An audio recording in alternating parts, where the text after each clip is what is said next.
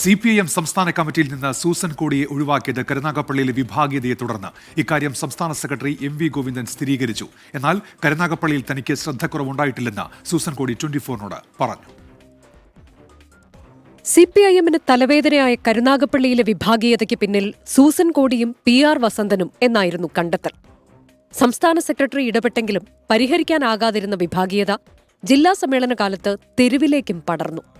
ജില്ലാ സമ്മേളനത്തിൽ PR വസന്തനെ കമ്മിറ്റിയിൽ നിന്ന് ഒഴിവാക്കി. ഇതിൽ ഒരു വിഭാഗത്തിന് ശക്തമായ പ്രതിഷേധമുണ്ടായിരുന്നു.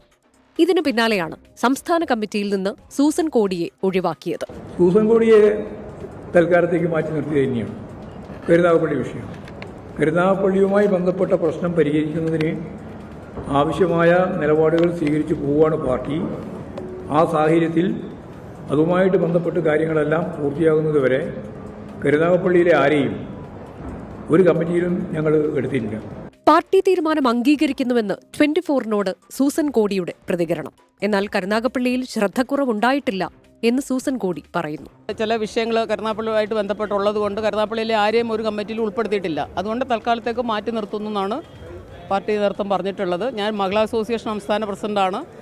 അതുപോലെ തന്നെ സംസ്ഥാന സമിതി തന്നെ അഖിലേന്ത്യാ സമ്മേളന പ്രതിനിധിയാക്കിയിട്ടുണ്ട്. അപ്പോൾ ഇതൊരു താൽക്കാലികമായ നടപടിയാണെന്നുള്ളതാണ്.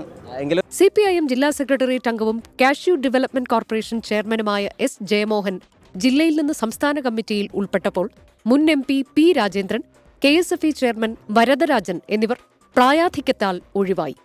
ജില്ലാ സെക്രട്ടറി ഉൾപ്പെടെ 7 പേരാണ് കൊല്ലം ജില്ലയിൽ നിന്ന് പുതിയ സംസ്ഥാന കമ്മിറ്റിയിൽ ഉള്ളത്. 24 കൊല്ലം.